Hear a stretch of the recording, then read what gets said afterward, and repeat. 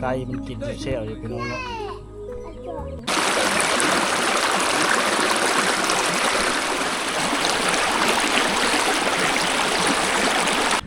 บัดชวนเดียววะผู้เดียวเลยแม่กระไม้ป่ะโอ้ตาบอดโลเท่าไรอย่างโบกนี่โล8,000นี่แหละชามเมียนี่ได้ชามเมียเลยอยู่ตรงกันเลยบ่ชามเมียน่ะอยู่นำกัน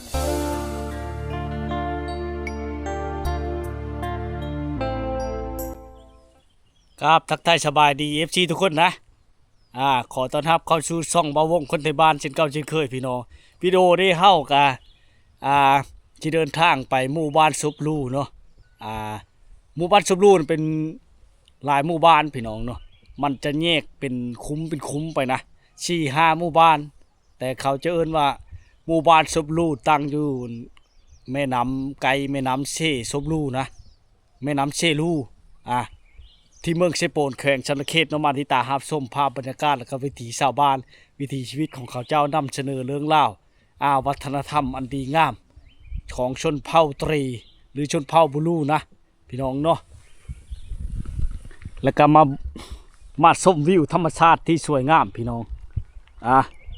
ชมวิวธรรมชาติที่สวยงามอลังการวิวพันล้านวิวที่งดงามประทับใจนะหมู่บ้านนี่ก็เป็นหมู่บ้านหนึ่งที่มีทิวทัศน์ธรรมชาติวิวภาพบรรยากาศที่สวยสดงดงามพี่น้องดังที่พี่น้องเห็นเนาะขาวๆไปนะจะเป็นเส้นทางเนาะข้างเบื้องซ้ายนี่เนาะระยับขึ้นไปหันขาวๆบอกกับบอนให้เข็มเขาเจ้านะป้าเข็มพี่น้องที่เขาเจ้าขึ้นไปเอาอยู่ภูเขายับขึ้นเทิงพุ่นกะมีพี่น้องยับขึ้นเทิงพุ่นกะมีเนาะวิถีชีวิตเขาเจ้าคือการขึ้นภูเขาไปตัดเข็มเนาะลงมาแล้วก็ซ้อมตากเพื่อเอาไว้ขายให้พ่อค้าชาวเวียดนามหรือว่าชาวลาวนี่แหละลุ่มนี้จะเป็นแม่น้ำเชบางเหียงที่เขียวชอุ่มงดงามนี่เนาะเป็น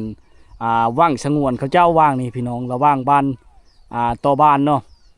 เขาเจ้าสงวนอนุรักษ์ไว้ห้ามไผมาหาอยู่หากินในเขตนี้นะแต่น้อยๆแม่น้ำเขียวงามนี่พี่น้องเลยยอมรับว่าเขตนี้วิวงามมาลีรอได้พี่น้องส้มธรรมชาติธรรมชาติที่สวยงามยังคงอุดมสมบูรณ์ไปด้วยทรัพยากรธรรมชาติเนาะดังที่พี่น้องเห็นนั่นแหละหมู่บ้านซุบลูนี่ก็เป็นหมู่บ้านนึงที่น่าเที่ยวชมเนาะและก็วัฒนธรรมอันดีงามวิถีชีวิตแบบดั้งเดิมยังตำเข้าด้วยมือพี่น้องชวนน้อยที่บ่ได้ตำเข้าด้วยมือนี่นะพี่น้องนะเดี๋ยวเฮามาติดตามรับชมนำกันนำเอาภาพบรรยากาศเรื่องเล่าอีกอย่างต่างๆเนาะแต่มาแล้วประทับใจหลายอากาศจะหนาวเด้อผมเลยอยากมาเที่ยวมาส้มเขตชายแดนลาวเวียดนามพี่น้องเขตนี้ไปบ่ฮอด30นาทีกะนั่นเลยพี่น้องนี่เนาะนำเส้นทางนี่ชูชายแดนลาวเวียดนามนั่นนี่พี่น้องเนาะเข้ามาแต่เมืองเซโปนทางนี้แหละเดินทางด้วยรถจักรมอเตอร์ไซค์เช่นเก่าเช่นเคยพี่น้องเจ้าขึ้นผู้ลงผู้ขึ้นเหวลงเหวเนาะสังเกตเบื้องเสาไฟฟ้าแล้วมันก็ใกล้ชิล้มได้เลยพี่น้องเห็นบ่จะมีผู้เข่าเจินลงมาในฤดูนั้นเนาะเดี๋ยวเรามาติดตามชมกันพี่น้องเลย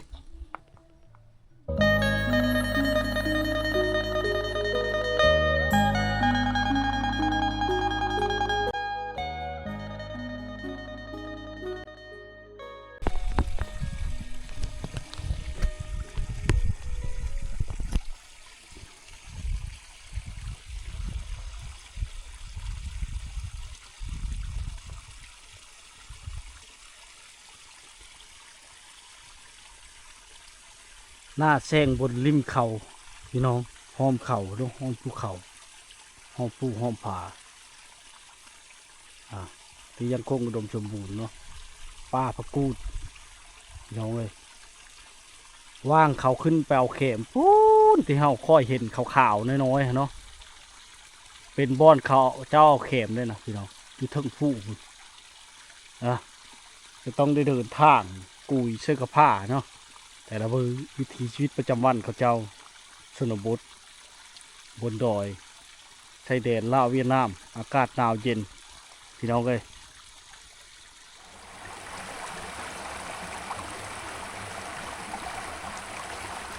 แม่น้ำสายน้ำที่ยังคงอุดมสมบูรณ์พี่น้องไหลตลอดปีเนาะ ใส่เย็นหมู่บ้านนี่พี่น้องเอ้ยใส่ห้วยใส่ห้องแม่น้ำคลองบึงเนาะแม่น้ำจากธรรมชาติไหลจากภูเขาพุ่นแหละพี่น้องชูเชบางเฮียงเนาะก็เห็นนั่นแหละสายน้ำมีการโคดโค้งมดงอแล้วก็เป็นลำธารที่อุดมสมบูรณ์น้ำใสเย็นชาวบ้านเขาเจ้าก็มาอาบอยู่นี่แหละพี่น้องอาบน้ำดินน้ำอาบน้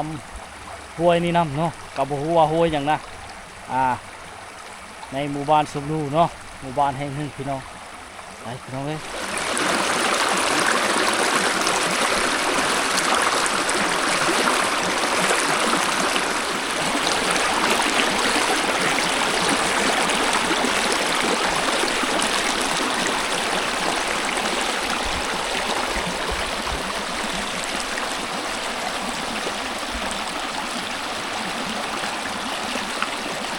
ใส่น้ำไหลจากลำธาร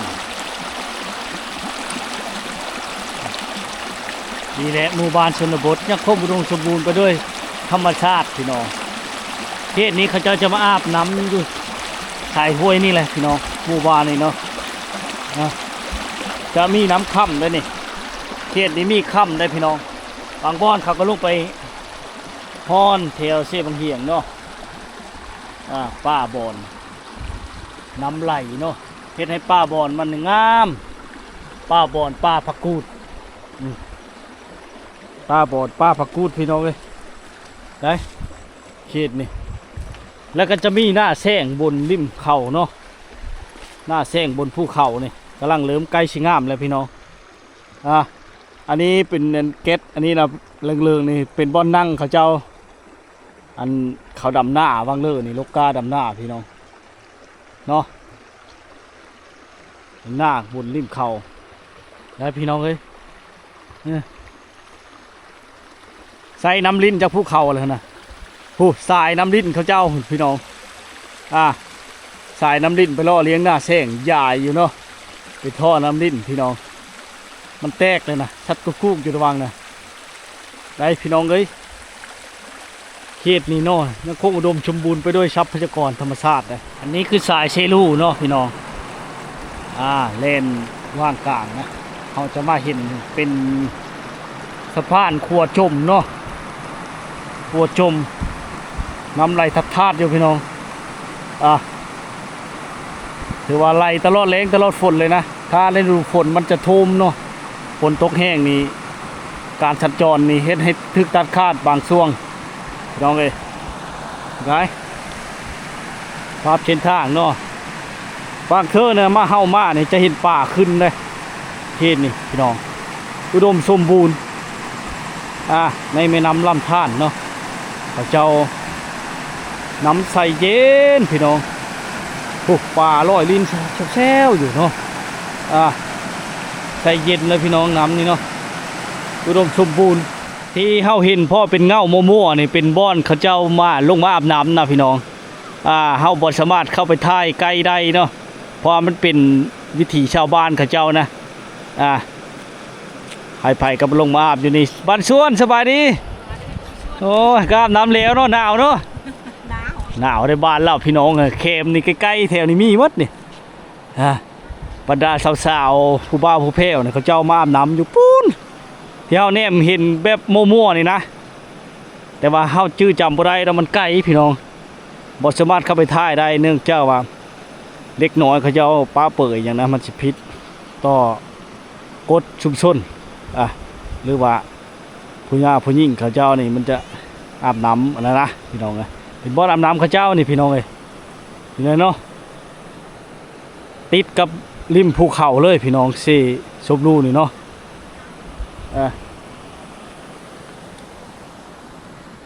นี่แหละในบรรยากาศพี่น้องอากาศหนาวเย็นบ่เห็นตบเชงตะเวนเลยได้จะเจ้าไปอาบน้ำเลยนี่พี่น้องเลยมาชวน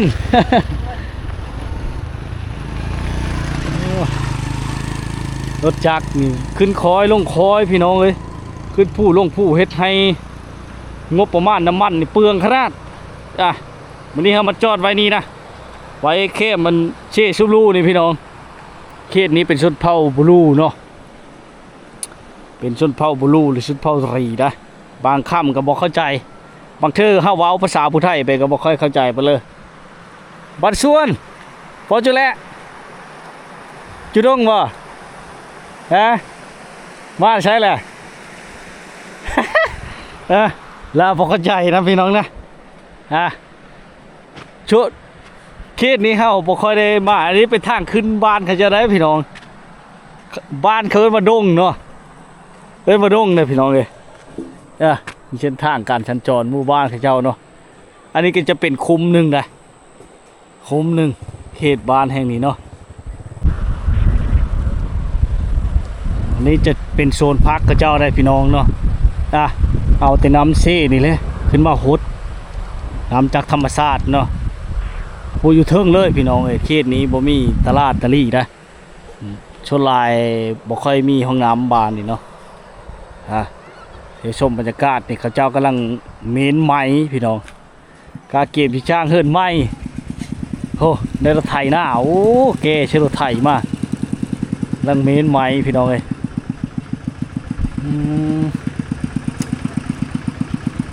โอ้เขาแก้อย่างโบ่งมากบัดส่วนสบายดีโอ้เจอกันดีเลยเนาะ ยังมามีนไหมเช่ากันบ่กาเกียบเชียดบ้านไม้ดงไม้เนาะแกอย่างโบ่งมาแต่ผู้ผู้นอกขึ้นได้เฉยเนาะอย่างโบ่งเองเลยบ่ซื้อเอาซื้อเราก็มาท่าวันนี้เนาะพี่น้องเลยเนาะผู้นั้นเมื่อเฮิรนเลยย่างนุ่งดองมาแล้วพี่น้องเมื่อบานเลยเนาะมันจุดงอากาศหนาวเย็นพี่น้องเห็นเลยเนาะเขาเจ้าจะตัดมาจากป่าผมเลยหรือภูเขาเนาะเฮิรนกับเจ้าเล็กๆน้อยๆคือเห็นสภาพการไปอยู่เขตนี้จะเป็นคุ้มนึงนี่เลยเป็นคุ้มเลยหรือว่าพี่น้องญาติพี่น้องกันเนี่ยจะมาอยู่น้ำเดียวนะพี่น้องนะโอ้ไม่เท่านี่คือจีหนาวแห้งบัดชวน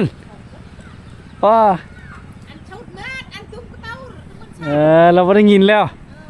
อยู่ผู้เดียววะผู้เดียวเลยแม่กระไม้วะโอ้ตาบอดโอ้เราตาบอดพี่น้องเติมเป็นตายตนเลยขนาดนอนละเราอยู่ผู้เดียวเลยตาบอดช่างเวนหุ่งเลยชื่อเราอะไรเนี่ยชื่อเราลูนแม่ลูนแม่ลูนบ่ลูนหนูนแม่หนูนพี่น้องเป็นแม่ไม้เนาะอยู่ผู้เดียวเลยเราใส่ไม้นี่เนาะชักลงชักขึ้นนี่นะงมเมาบ่เราสิขึ้นสิลงนี่นะงมเมาแม่หนูนแล้วอยู่ผู้เดียวพี่น้องเนาะเหินน้อยดังเดิมโอ้มาล่ำแล้วเนาะอยู่ผู้เดียวเราไปได้ลูกบ่ลูกคนหนึ่งตายแล้วลูกคนหนึ่งยังจะคนใช่ยังเดียวยังเดียวยังมอนันมอพ่มมันพ่มลูกมันแต่ละอยู่ผู้เดียวเลยแบบนี้เนาะเขานำชับปานกินอยู่เจ้าบ่อยู่เฮินใกล้นี่บ่เราแบบจ้าด้วยอีกช่างนะกินนะชุเจ้าบ่ชุเจ้าแบ่งให้บ่ได้เองเนี่ยตุ่มเองเนี่ยเราเฮ็ดเองงมท่าเองเลยเนาะโอ้สิดังพื้นดังไฟกันย่างเนาะยากเยอะพี่น้องลำบากบัดเทาโอ้ยหนาวเนาะสิไปทางใดเนาะลงมาแต่เอาเข็มบ่เข็มคือนี่ไรเข็มไม่พ่อยปัดนะหรือว่าเอายางโบงนี้ถ้ายางโบงบริคืนมันนี่เนาะ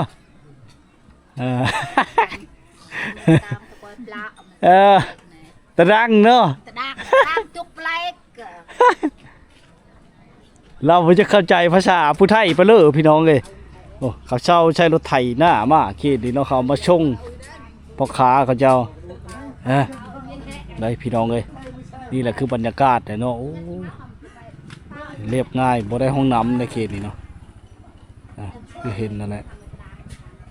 ช่วยกันขมุกขมุมอยู่เนาะเราถ้ายังโบงใช้โดยซีมซอเอาเลยพี่น้อง น่ะคนโสด มันชวน Bà สบายดี Bà mới bà xuân thế. โดยสบายดีพอเป็นภาษาสิเจ้าไปเลย ตะดัง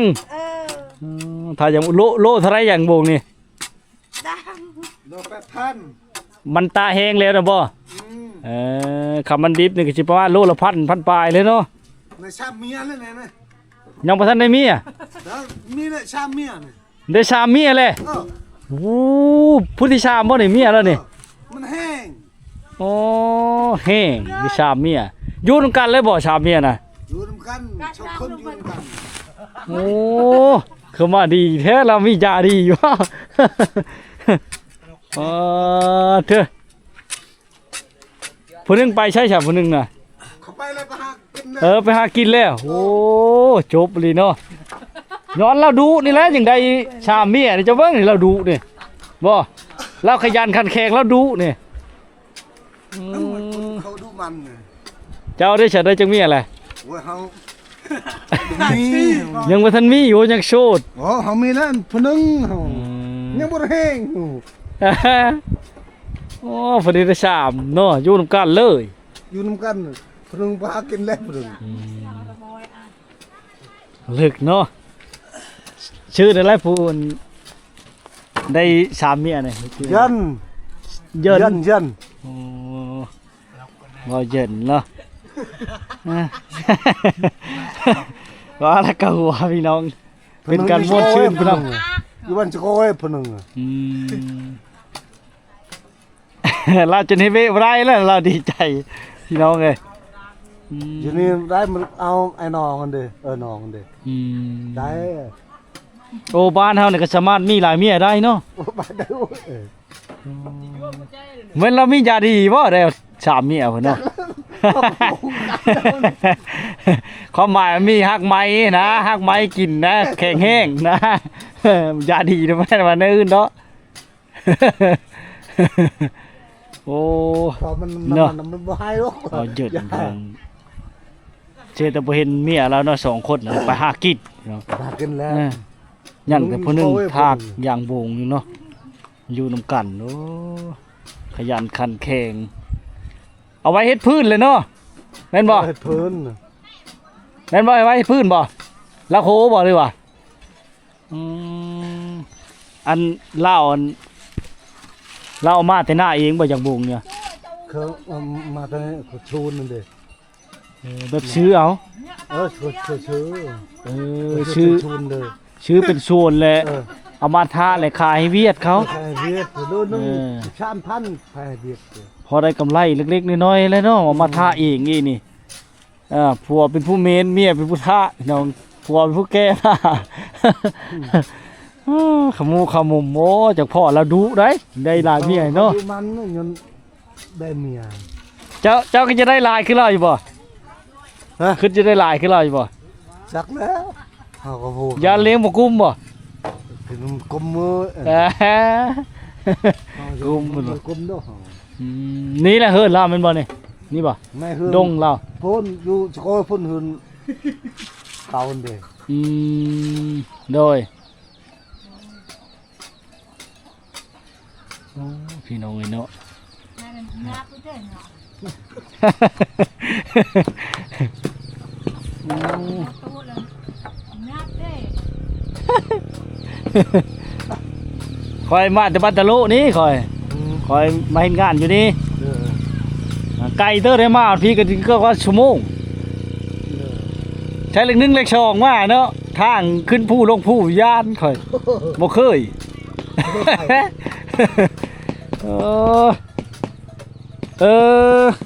การท่านี่ใช้เสียมนี่มันไวกว่าผาบ่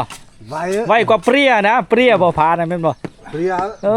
ไวกว่าผาเนาะ ไว้ มันกระดุกกระดิกเนาะโอ้พี่น้องรับจ้างพอได้ชื่อมาเพชรเปียงโนเนาะพอได้ชื่อเขาพอแล้วเนาะ Nó sẽ đá เขา ตะดังแล้วบ่เข้าใจไปเลยนั่นล่านี่พี่น้องบ่เข้าใจภาษาผู้ไทยไปเลย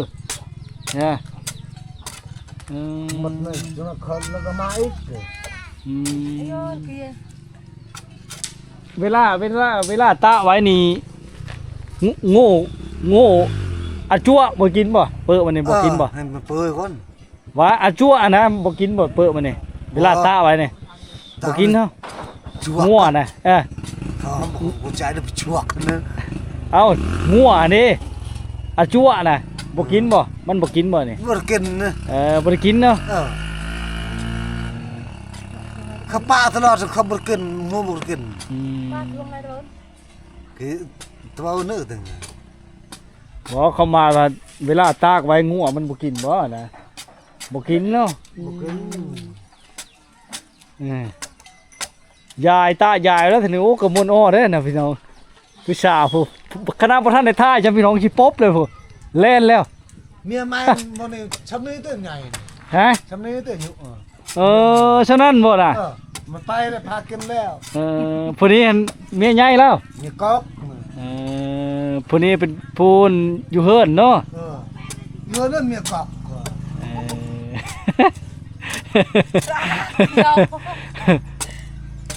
ดีเนาะได้หลายเมียเราโอ้ยเฮาก็จักได้เด้มาหาแถวนี้บ่ คันมีเงินเลย ไปกับมันพอยันนั่นเด้ พอเย็นนี่ถือว่าได้แล้วเนาะ ยามันมียาเด้ เราจะคมกับมันบ่ให้ ได้หลายก็ยากันเนี่ยฮักกันแพงกันนั่นแหละคนเฮาคันเข้าใจกันในเลิกก็ได้มันถึกต้องปองดองกันว่านี่แหละคือวิธีชาวบ้านเขาเจ้านะพี่น้องเมื่อมันจะฮะจะเมื่อมันไปซ่อนป่าเข้าใจแล้วเมื่อน่ะมาพี่ความหมายคันบ้านที่คอยจะได้ละมาคำจะหน่อยเนาะถ้ากินโยจนได้บ่แล้วจังว่าโอ้ขอบใจหลายๆโอ้เราเฮ็ดอย่างนั้นยิบกระดงบ่ล่ะว้าอยู่เทิงเฮิดบ่เนาะ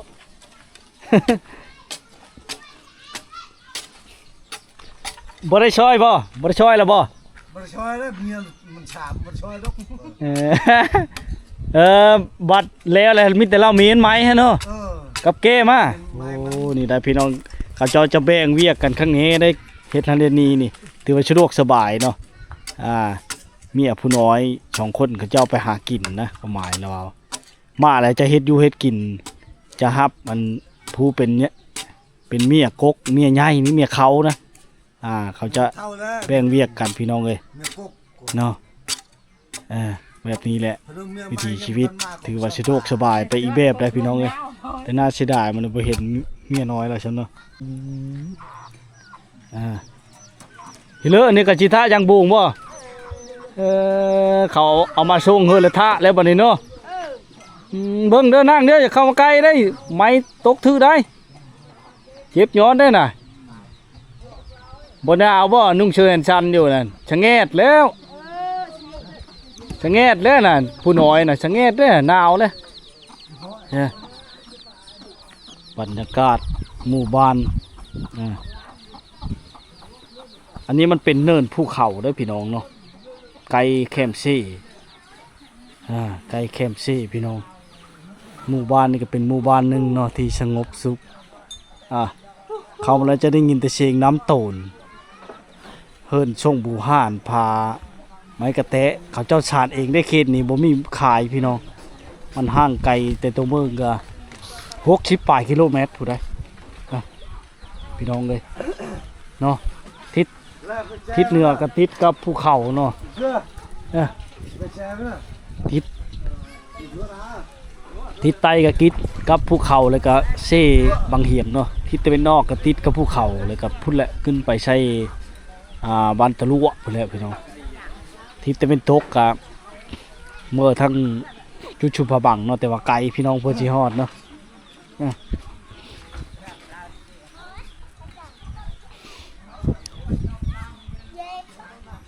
คุมนี้บ่ลายหลังไปเลยเด้อพี่น้องเบิ่ง2 4 6 8 10 12หลังคาพี่น้อง เป็นหมู่บ้านที่อ่ามีเมียหลายคนใดเลยบ้านสุบลูบ้านสุบลูหลังลิงเรามีหลานเราผู้หนึงนะพี่น้องเนาะตาบอดชื่อยังชื่อแม่นูนนี่แหละพี่น้องอ่ะหมู่บ้านนี่ก็เป็นหมู่บ้านหนึ่งเนาะที่หายางโบงรับจ้างยางโบงลงมาลงมาทากแล้วก็ตาแห้งคายพี่น้องรับจ้างเขาเจ้าเนาะรับจ้างพ่อค้าเวียดนามเขาเจ้าได้นี่แหละเอ็ดยูเอ็ดกินพี่น้องเลยแต่ว่า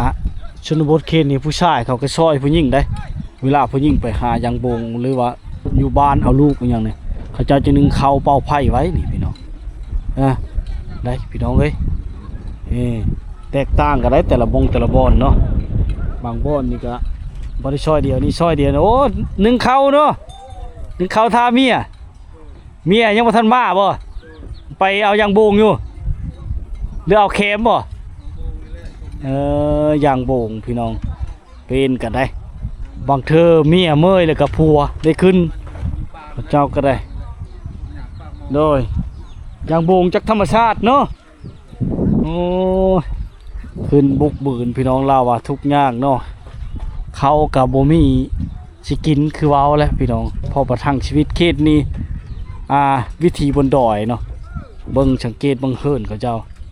แบบนี้แหละพี่น้องเลยผู้เลยอยากซัพพอร์ตเนาะในการเดินทางนี่ช่วยเหลือเขาเจ้าอยากช่วยเหลืออย่างเนาะก็สามารถบิแบงได้น้ำใจนี้เป็น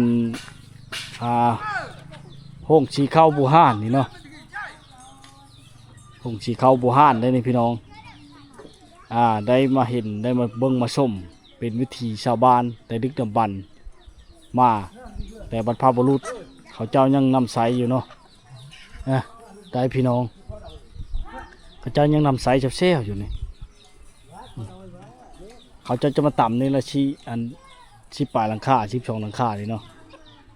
เป็นเฮิร์ดชงดังเดิมแต่เก่าแก่แต่กีนี่มีแต่เสริมใส่พี่น้องเป็นแต่สังกะสีเนาะภาษาเขาเจ้านี่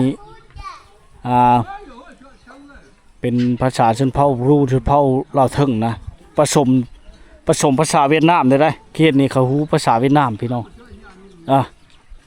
เขาฮู้ภาษาเวียดนามได้เขตนี้ได้เฮาก็บ่ค่อยเข้าใจเปเลยแต่ก็พอเข้าใจกันดีอยู่เวลาเว้าผู้จักก็ฮู้จักนะพี่น้องได้พี่น้องเอ้ยไก่มันกินเซลอยู่พี่น้องเนาะ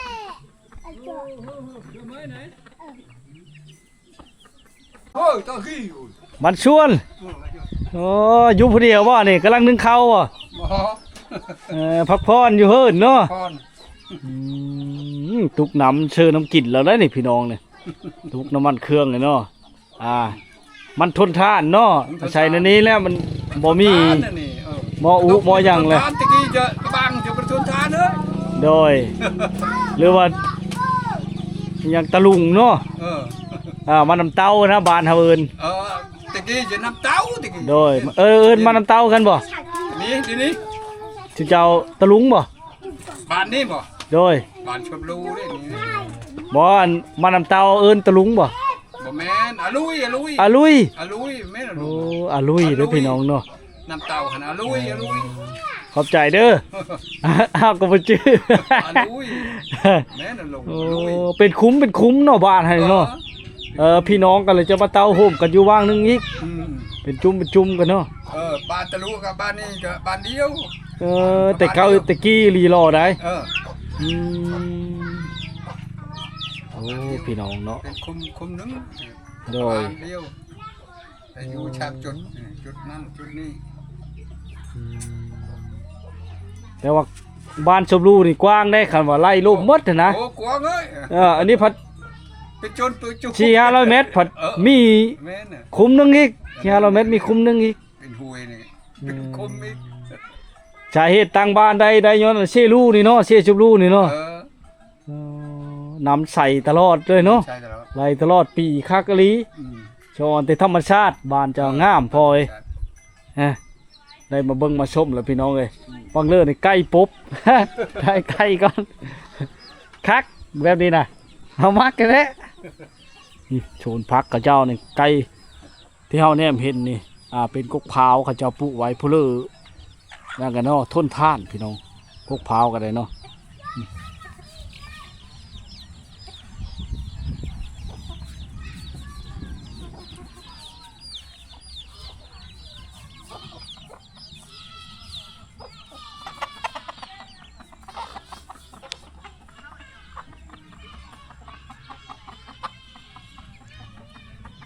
ไก่เขาเจ้าเนาะมันกินเชี่ยวอยู่พี่น้องงามได้ไก่เขาเจ้านี่เป็นไก่แบบไก่ป่านะสายพันธุ์ไก่ป่าได้พี่น้องสายพันธุ์ไก่ป่าเนาะดอนเขาพัดเข้านี่พี่น้องหลังจากเขาต่ำแล้วเขาจะมาพัดในนี้เนาะเป็นม่องเป็นบ้อนได้พี่น้องเลยแล้วไก่มันจะมากินอยู่นี่เชี่ยวอยู่เนาะนี่แหละคือบรรยากาศบ่เห็นแสงตะเวนเลยมืดมือพี่น้องมาเขตนี่พ่นพลอยพร้อมพลอยเลยหญ้าเลยตกเลยหนาวหายพ่นพลอยหนาวได้ฤดูกาลเขตนี้เนี่ยอากาศหนาวเย็นบ่ค่อยเห็นแสงตะเวนมาเห็นแล้วก็ถือว่าโอ้นะเป็นบ้านที่สงบสุขแบบสมัย50-60 ปีในประเทศไทยตะกี้นะพี่น้องเลยที่เฮาได้เบิ่งได้ชมได้เห็นเนาะที่เขาทะแล้วนี่เขาตะอย่างบุงเนาะเอาไว้ขายให้พ่อค้าชาวเวียดนามพี่น้องนี่ขายให้พ่อค้าชาวเวียดนามเลยก็ถือว่าพอได้แก้ไขในชีวิตครอบครัวเขาเจ้า